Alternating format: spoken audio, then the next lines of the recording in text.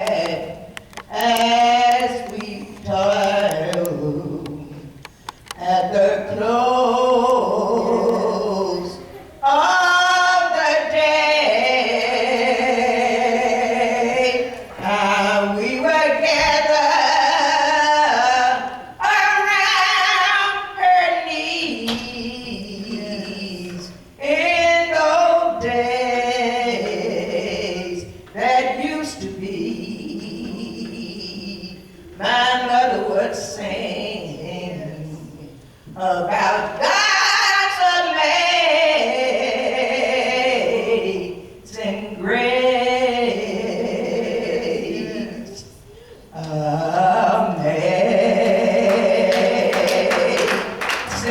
grace. Oh, how sweet the sound that frickled a wretch like me.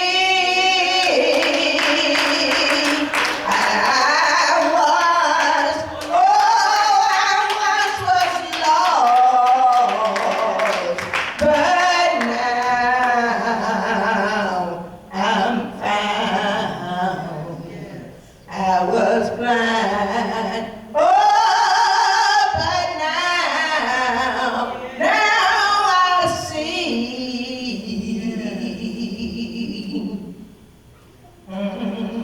My mother was so sweet and kind. She always told me, child, you will never find not another who will share all your griefs and woes. And so I took mother at her word. Oh, I sought the blessed Lord, and right now my mother's God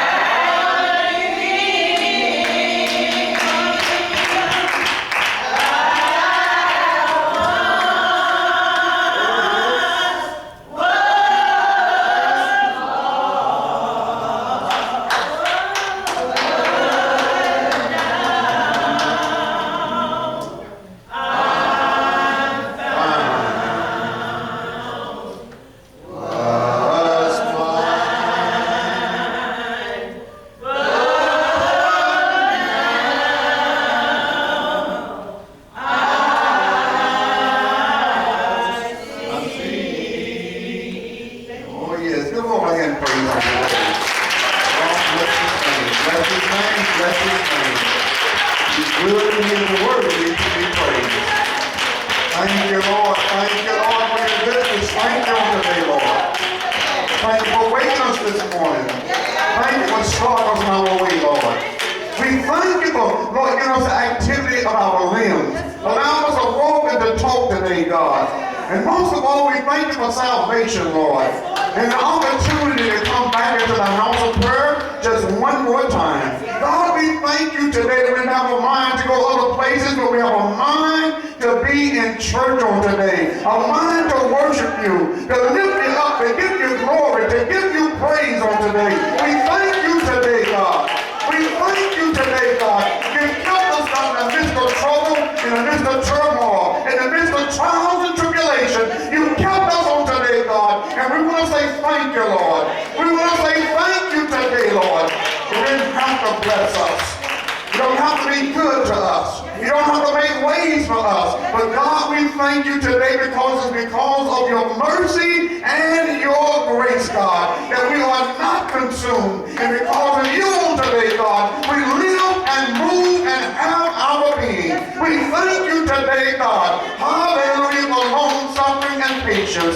How you're tearing with us. You're laboring with us, God. We thank you on today, Lord. We thank you today, God. We're not worthy, God, to come before you. But we thank you today that you sent your only begotten Son, that we might be able now, God, to come boldly before the throne of grace. We thank you, God, we have not earned this. We cannot pay for it. But we thank you today, Father.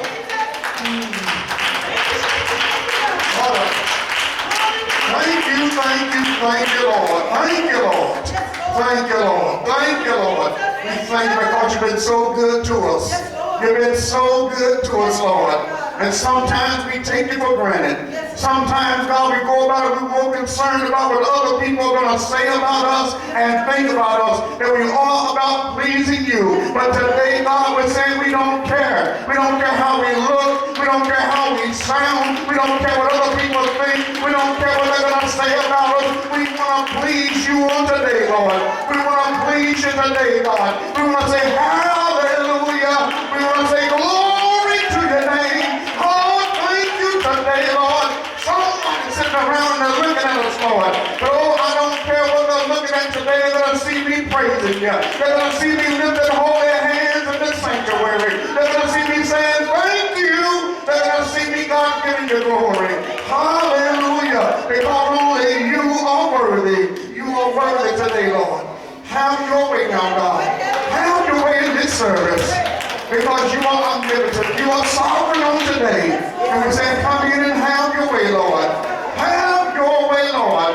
Oh, God, we said it is because of your anointing. It's the yoke, the bonds of the yoke shall be destroyed. Send your anointing today, God. Send your word today. Let your spirit be with us on today. Don't let us just go through the motions, God, but come in today, God, and have your way. Come and heal sick bodies. Come in today and lift up the bowed down heads. Come in today and save souls. Come in today and change minds, God. Let that heart be changed on today. In the name of Jesus we pray. God, have your way now. Have your way now, God. As we stand in prayer right now, God, we stand look in the hospital, Lord, and bless his mother and sister, Lord.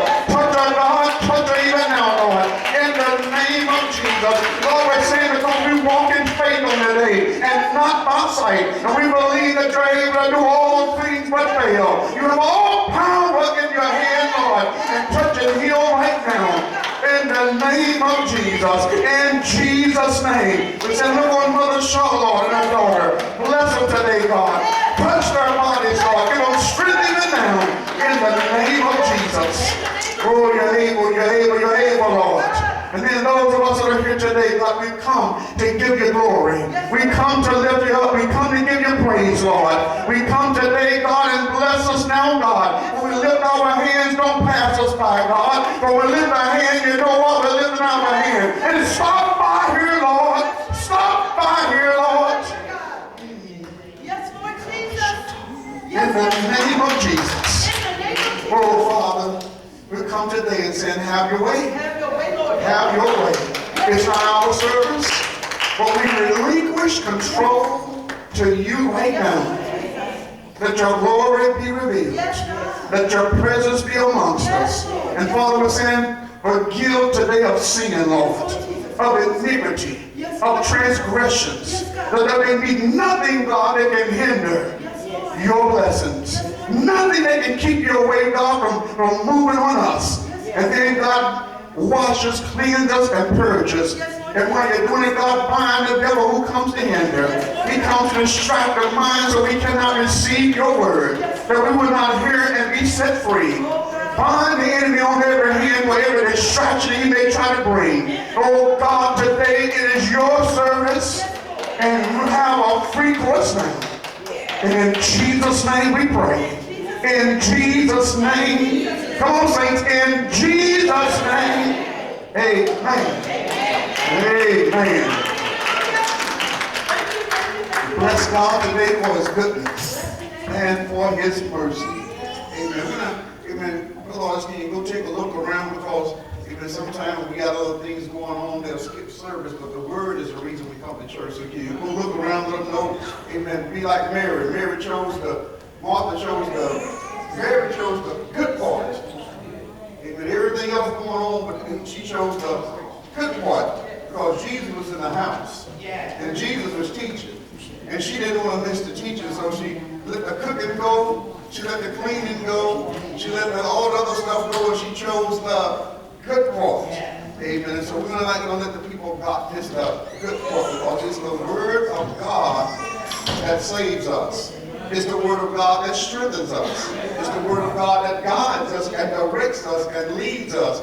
And so we let everything else go when the word of God comes forward. Because without the word, we cannot make it to heaven. Amen. Without the word, we cannot make it to tomorrow. So the word is the good part of today. Well, we thank God for his goodness on today and for his blessings. And I know we got other things going on and stuff like this. But you know what? It is truly a time where we as God's people need to learn to put everything else aside and serve him. You know, there comes a time when going through our life, and there's so many distractions nowadays. You know, I thank God that when I retired, you know, there's a little transition thing, that period that was going on. You're trying to find out, what should I do, what can I do, what the Lord wants me to do. But in the end, you know, we got to slow life down. You have to slow it down so you can hear it from God and see what direction God wants to send you. And then hear from God so God can show us ourselves. Did you all know that it's impossible for us to see ourselves looking at someone else? It is impossible. Because you're looking at a flawed man or woman. Yes, we can compare this and that sometimes, but to really be able to see into our hearts and to see who we are, we got to look into the perfect law of liberty. We got to look in the Word and see ourselves.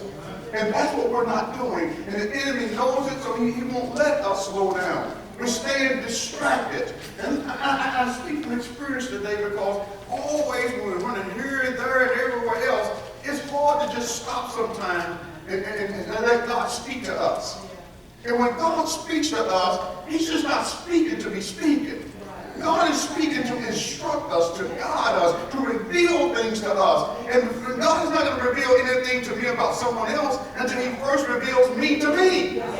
Did y'all know that? God will reveal ourselves to ourselves first before he will give me something to tell someone else. And so what we have to learn is to slow our lives down, to slow our minds down, and say to God, I've been asking you for the last few weeks to ramp up your prayer. Because I know that when we pray, that something happens. It's not that things happen around us. It may happen, but it's going to happen later on. But we find that through the Bible, the first thing that God does in prayer, God begins to change us. Our inward man, our thoughts, our desires, the things that our goals that we may have. God begins to change us first. I told you when Jesus went in there and did all that praying in the garden, and after the third prayer, when the heavens opened up, when the angels came down to minister to him, when he got off of his knees, his situation had not changed one bit. He still was going to have to suffer and die. Not one thing changed about his situation. But the thing that did change was Jesus looked at his disciples and told them to sleep on. Well, I'm ready now. Because something changed in him. And until we prayed and we prayed through and we prayed until the sweat began to drop, nothing's going to change. Now I'm beginning the question God has been putting to me lately, what has changed? In other words, after we prayed and after we've done this, has anything changed? We have to take a look at it and say, has anything changed? When we come to church, and we come to church to worship God on Sunday, and we leave outside the church, you need to question yourself and say, has anything changed? And to go through the day and say, what has changed? Am I still the same person that's doing the same things, the same times? Listen, things will change about us when we really get down deep into prayer. You're going to find that your priorities will change once you begin to really pray and ramp it up. I guarantee it's going to change. And so you're going to begin to see those changes. And sometimes other people will see those changes before you see the changes. And your priorities are going to change also. The things that used to be important to you, those things are not so important anymore. When you really get down into business with the Lord, I guarantee you things will begin, your priorities will change. Oh, saints of God, you'll find that you don't care what people think about you anymore. You'll find that, God, I just want to please you. When you really wrap it up into prayer. See, sometimes we've gotten into a society today, and I'm going to get to the word of the Lord, let me, but we've gotten into a time today where we are so concerned about what people think about us. In the end, the Bible lets me know that no man or no woman has a heaven or a hell to put me in. So why am I so concerned about what somebody thinks about me?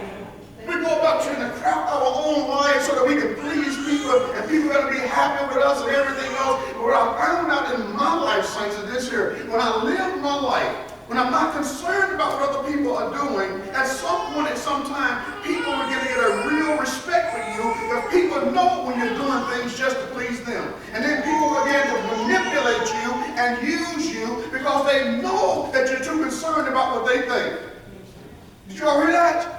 People know that you are concerned too much about what they think, and they will begin to manipulate you and to use you. So at some point, you got to get some stability in your life, some roots in your life, buried down deep in the Lord, so that you don't care so much about what other people think. You're only concerned about what God thinks. And you know, in the end, let me tell you what's going to happen. People will respect you more for the stance that you're taking, for the life that you are living. Oh, bless God on today. And let me tell you what happened to the church. We're going to talk about, especially the black church, over the last 30 years. And I sit back and I watch. Saints of God, we're in the black church. We've gotten so concerned about trying to be like everybody else that we are not listening and hearing what God is saying to us. We have less and less people coming to church, less and less of our young people that's interested in the Lord, and yet we're still trying to do things that are failing. If it's not working, it's time to fix it. If it's not working, it's time to change it. And yet we're holding on to traditions, holding on to ways that are not leading us unto God. Oh, bless his name. Bless his name. But God is going to speak to his people. He's going to speak to us. And I told you there's time for a revival, and a revival brings about change. But the revival starts where? What? The revival starts where? It starts in me. Not a church service, but real revival starts right here. And right here. It starts in me.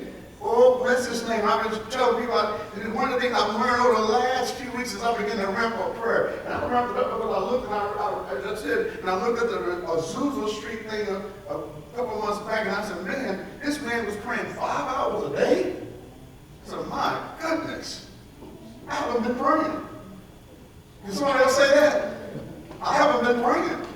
If that man is praying 5 hours a day and it brought about the greatest revival the world has ever known, then maybe I can need to pray 5 hours a day.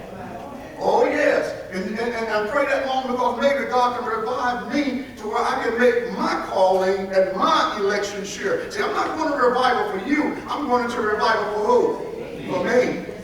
So I need to pray more. I need to get in the Bible more. Let me do it because it's about my soul. It's not about yours. It's about me and my relationship with the Lord. And God is wanting to do some things. Revival's coming, saints. Whether we're in it, whether we're part of it, it's all up to you. But revival is coming.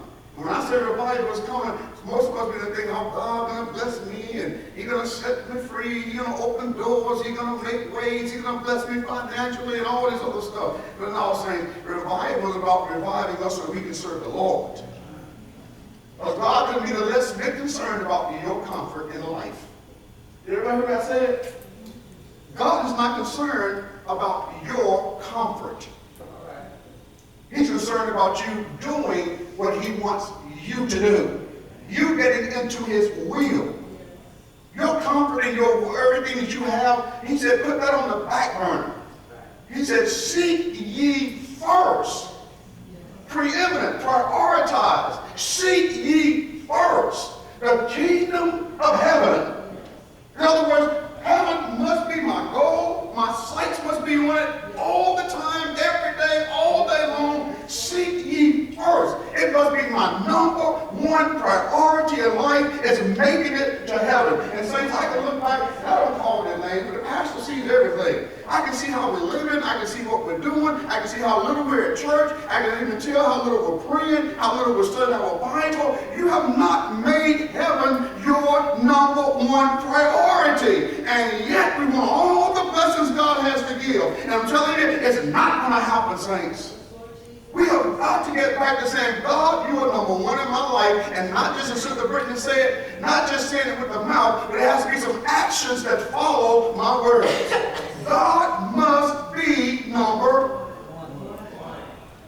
And if He's not number one, you are not worthy of Him. If you don't put Him number one in your life, He said you're not worthy of me. If you put anything else above me, you're not worthy of me. He must become number one, saints. He must become number one. Let me get into a word. Get your Bibles. And this is Black History Month. And sometimes, saints, you all just don't understand the way Pastor Sel feels. I've talked and I've listened to all these messages over the last few years, and people get excited about certain messages. And then other people catch on to those messages, and then they start running with them and this and that. And for along, everybody all over the country, you hear about you hear basically the same messages from different texts, but it's different messages, the same message. Nowadays, the message that's been going around, I heard preachers talking about your enemies. Your enemies. And for the last 5, 6, 7 years, that's all I've heard. Your enemies. But saints of God, there's such an arrogance in that, it's a shame. It's such an arrogance in that. What makes you so important that everybody hates you? That everybody become your enemy? What makes you that important? I don't need to worry about what my enemies are doing. But yet this is a message, or that people get excited about it. It's always like to build this camaraderie. It's me against the world. It's us against the world. No, it's not. It is the world against God. They're not against you. You're not that significant. You are insignificant, actually. Well, I heard this message and we get excited about it, so I'm not worried about that. Those enemies that are out there, they're out there. God will handle those. But I'm not that important anyway. They can look over me. I'm just so insignificant. I don't matter. And if we ever get that mindset, these messages will not excite us the way they excite us. Because you don't have those enemies. This is good. You don't have those enemies out there. Sister Daisy, Sister Frida, you don't have any enemies out there. The devil will make you think that to build you up like you're so important. No, you are not that important. But yet, this is how we're being manipulated through our messages. Preachers got this thing, they ran with it over and over and over again, we get so excited. But the one thing that we have in is that, what is God saying? And the message, I was sharing with someone on yesterday, I've noticed a lot about my message over the years, and how God structures and puts it together. I always call it a practical living teaching. Practical living. In other words, how to practice the Word of God. How to apply the Word to your everyday life. This is what I find that the problem is with too many people when it comes to serving God. will read the Bible. What is it saying to me in my everyday life?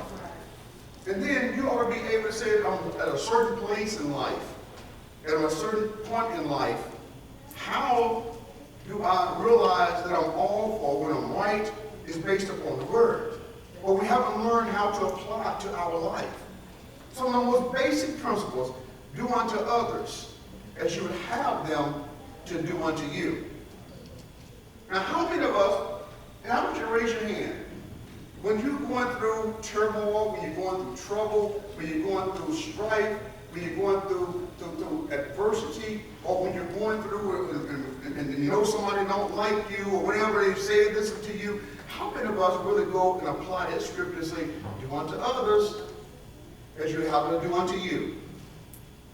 There's a disconnect, because we get with the world, and the world says, do unto them before they do it unto you.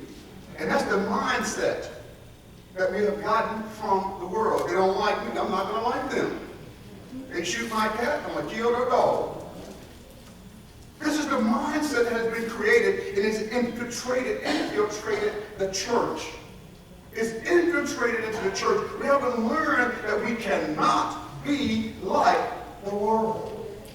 We cannot act like them. We can have a mindset like them. We must be different. Oh, yes.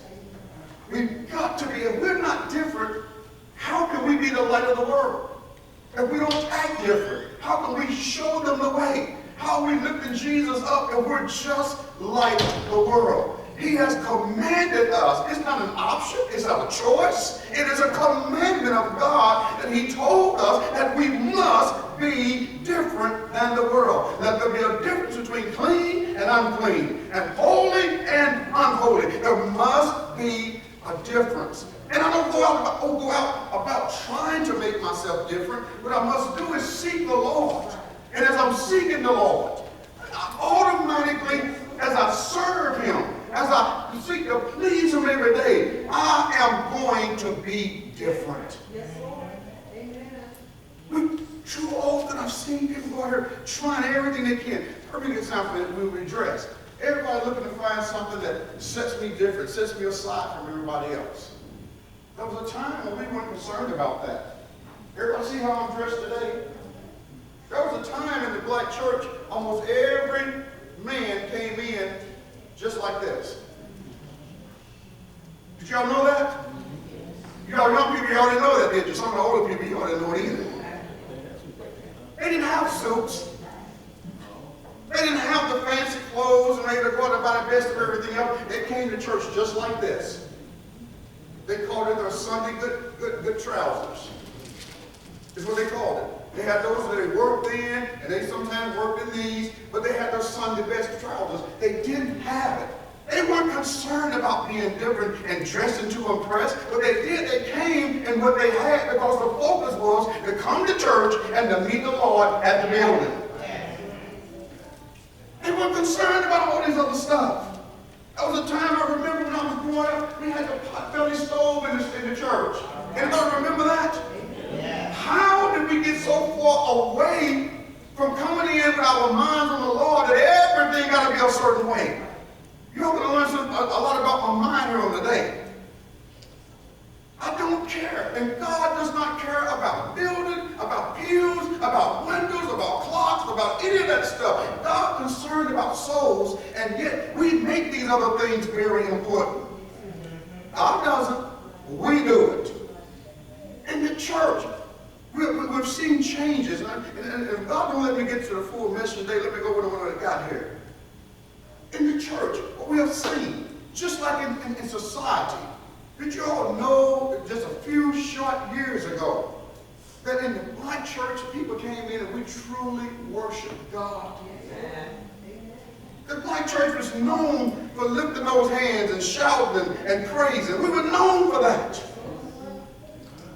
It's not many times, sometimes we went overboard, I know, but we were known for being that lively church that gave God praise. Now we come in and we're too ashamed to lift our hands. Our mouths are closed.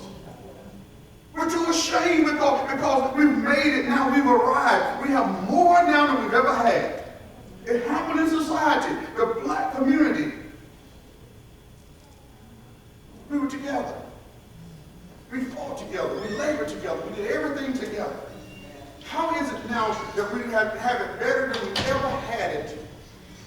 in this country. Yes, we do, saints. We have it better than we've ever had it, right here now. But yet we're going away from God.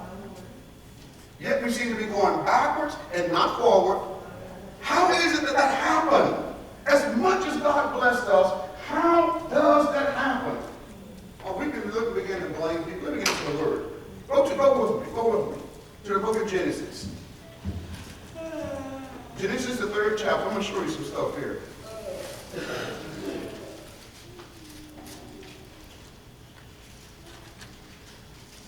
Oh, bless his name. Genesis, the 3rd chapter. I know you all smell the food. Get rid of the food right now. The real food that you need to be eating is the word. Genesis, the 3rd chapter. And verse 11. If you have it, say amen. Amen. And it reads, and he said, who told thee that thou wast naked? Hast thou eaten of the tree, whereof I commanded thee that thou shouldest not eat? And the man said, the woman whom thou gavest to me, to be with me, she gave me of the tree, and I did eat. And the Lord said unto the woman, what is this that thou hast done? And the woman said, the serpent beguiled me, and I did eat. And the Lord God said unto the serpent, because thou hast done this, thou art cursed above all cattle, and above every beast of the field. Upon thy belly shalt thou go, and dust shalt thou eat all the days of thy life. May the Lord have blessed the reading, the hearing, and the doing of his most holy word. You know, and what you see right here is a little discourse going on.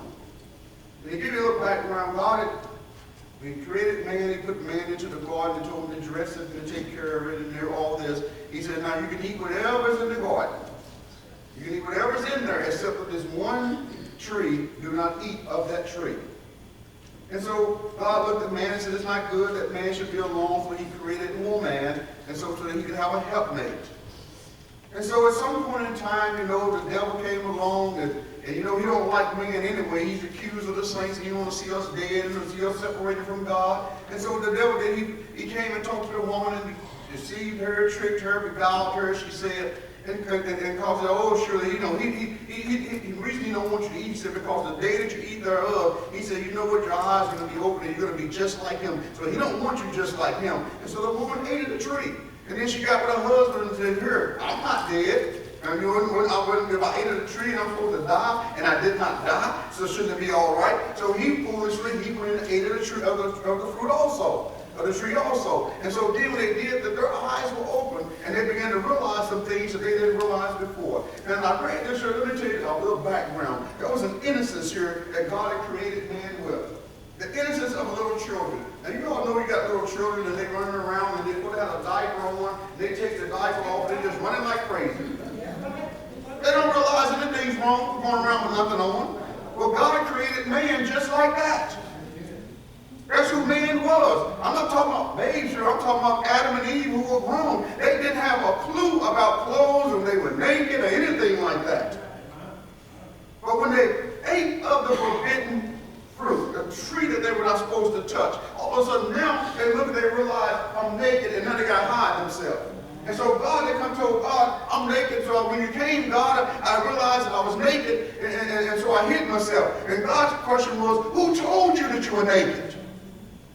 Because somebody had to tell you this. Somebody had to reveal this to you, because I did not put that in you.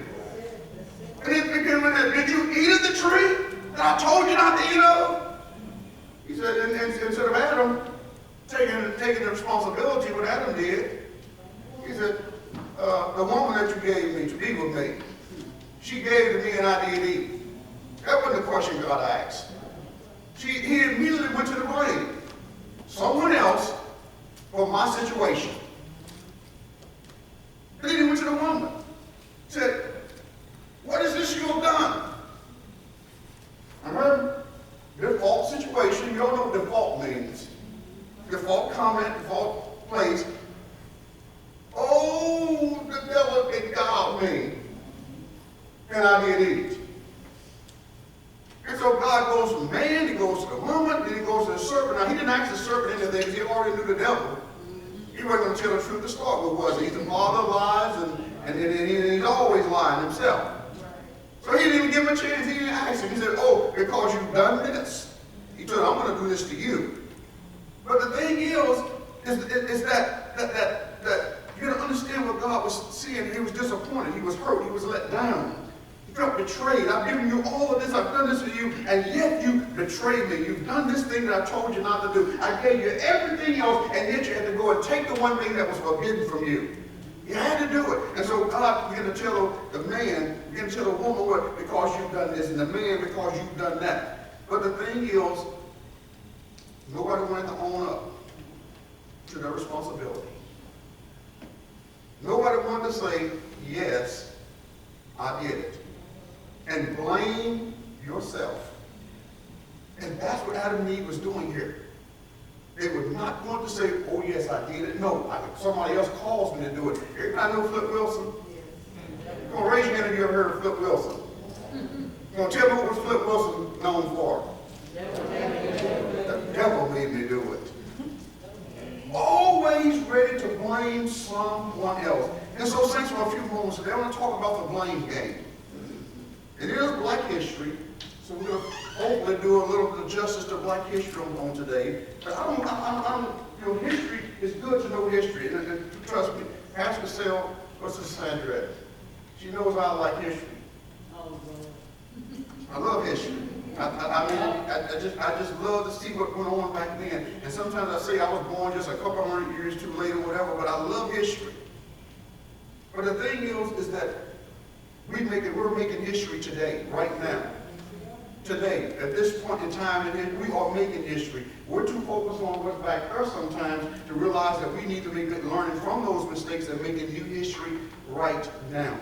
There's a thing that I like to call the blame game. Now look at somebody and say the blame game. The blame game. We blame everything about our lives, our lot, where we are, what's going on. We have found a tendency to blame someone else for our lot in life. Now turn your Bibles to the book of Psalms 51, and you're going to see something here. And you turn to it, just hold it for me. Just hold it there. Psalms 51. But we're in a place where there's too much blame. And as long as we are blaming other people for what we are, what we have, everything about ourselves, we would never be able to move forward. We would never be able to have the things in life that we desire as long as we're blaming people for what we do not have. And in the end, saints, let me tell you something. As a race of people, one of the main reasons we're going backwards is because we're too busy looking backwards. I listen too often to our young people who really don't even know what racism really is all about. You all, listen, young people, you all think there's racism in the world today. You all don't know what racism is. Right here in Charleston, I can remember growing up here, and I can tell you what real racism is. Things that we have to go through every day, and we just grinned and bore it. We put up with it. But the problem is this here, I don't harp on the things that happened to me back when I was a teenager, growing up here in Charleston. I don't think about those things. I couldn't care less about those things. But I'm focused on the things that are in front of me. Did the Bible in 1 Thessalonians say, and Philippians say, forgetting those things which are, and looking to those things which are before, I press toward the mark. Now you take that scripture and you apply it to your natural life. You are not going to be able to go anywhere moving forward if you're always looking backwards. It's not going to happen. As a race of people, especially as younger people, sometimes middle-aged people, and God help us, even some of the older people. But I found that even the older people have learned to let go of a lot of the things in the past. Mothers, you all remember, you all went through even more than what I went through. Have you all learned to let that stuff go? I don't let people come to me talking about slavery. I don't care about slavery. I've never been a slave. Did y'all know that I'm not even African American? My roots may be from Africa. My great, whatever may have been born in Africa, I've never been to Africa. And I refuse to let anybody put me into that box. When I sign paperwork, I always tell them I am American. I even put the other day, I have other down there, I put American. I am 100% full-blooded American. You're not putting me in a little box and stereotyping me and putting me over here. I am American. I was born here. I pay taxes here. I am American. But yet, we tend to harp on those things. And as a race of people, we cannot go forward because we're too busy looking backwards. And then in the context of the Bible and what God has said, saints of God, we find ourselves hating white people. And you know what? And why? Because of things that happened to our ancestors and their ancestors did from way back then. And we get upset and angry and everything else about that. But let me tell you what God said. He said, love your neighbor. And we're so busy hating, that we don't realize the preeminence and focusing on God. We got to focus on loving them just like we love ourselves. I hope I'm talking to somebody on today. I was telling my brother, I said, it gotten to a point now where it's almost, Sister Ann, where I hate to see Black History Month come around. Because we don't even know what we're doing. We're propagating and perpetuating hate and hatred when God said that He has made of all nations one blood. He's made of all nations one blood. And here we are walking around with hatred and malice and all this other stuff in our hearts. When we listen, and we've given into the world and what the world is saying, and God is still saying, what about me? What about what I'm saying? You got to love people. You got to care about people. You got to treat them just like you want to be treated yourself. And yet, in our propagation of our race, we become more racist than the people that we say are racist. Let me help you out today, saints. I want to see you make it to heaven. I know what my roots are. I know I was raised in. I've been NAACP president for 23 years. I've dealt with a lot of things that you all haven't even come close to touching. But even with all of that, the number one thing in my life is I am still a child of God. And I'm going to do everything I can to perpetuate and live the commandments of God above everything else. I refuse to have hatred in my heart. I refuse to let people get me down. I refuse to let this be the most important thing. And I told them over and over again. There were many instances as president of the NAACP. You know what I told them? That their expectations of me as an NAACP president was a total contradiction to me what I was as a preacher and as a man of God. But I would not be and act the way you want me to act, because you said you overcome hatred with what? We overcome evil with what? With good. We talk about Dr. Martin Luther King, and we missed the basic and foremost element and principle of what he did and how he did it. He did it because he did it with nonviolence. He did it with love. Saints of God, we as a people are going backwards because the main thing is we've gotten away from God. Social things are more important than godly things now. Social things have become the preeminence. You've got to get to the point in your life where you don't care if you're ostracized, if people don't like you, if you don't fit in. You got to get around that. You got to be, listen, you have not been put here to live forever. You've not been put here. You are a sojourner. You are a traveler through this world. And as you're traveling through this world, God has given us what to do and how to do it. But yet, we're so concerned nowadays about what people think and say. You can't live a life that way, saints. You can't please God that way. Mama, daddy, sister, brother, husband, wife, it don't matter. Don't care so much about what people think that you're not going to fulfill the will of God. Now, when it comes down to nowadays, I listen to these young people talk. Not just young, some old.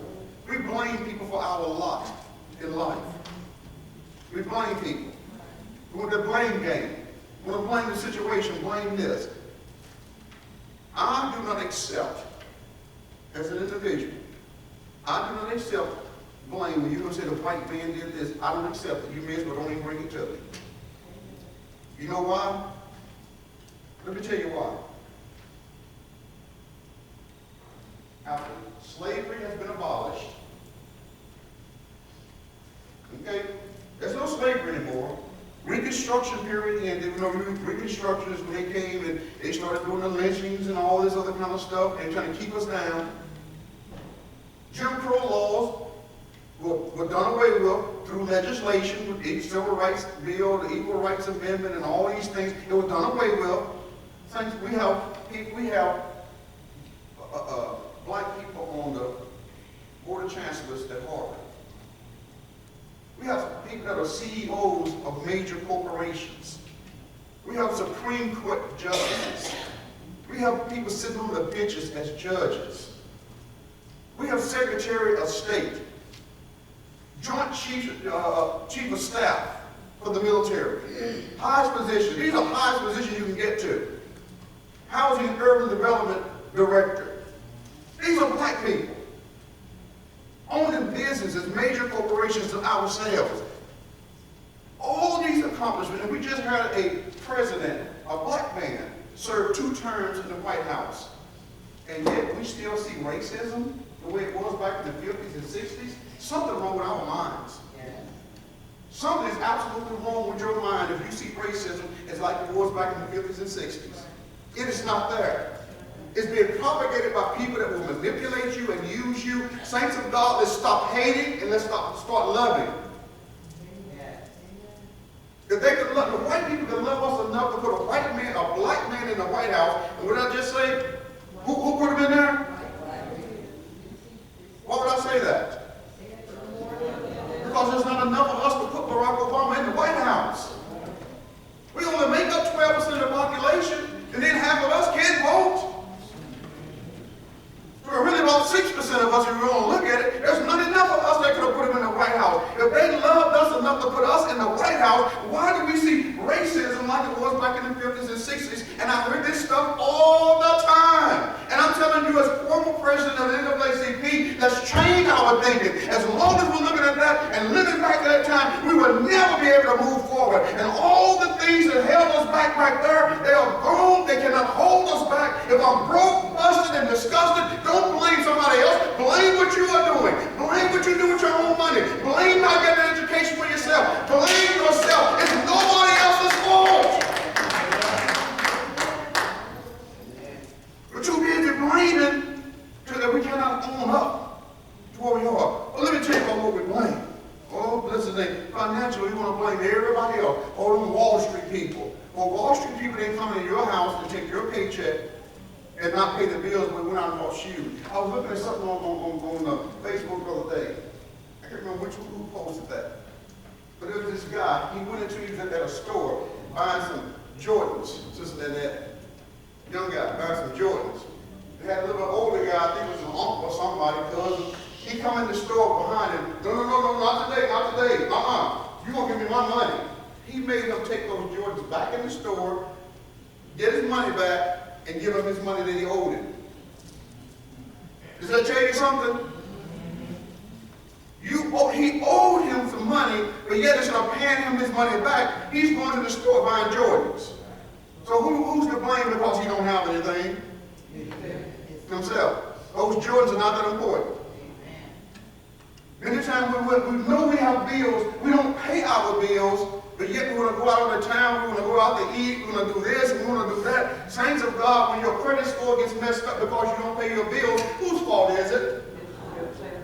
You can't blame someone else. You go to the bank and want to get a loan, all of a sudden now it's racism and everything else, just because you can't get a loan. Well, you look at your credit score, they didn't give you that credit score, you did that to yourself.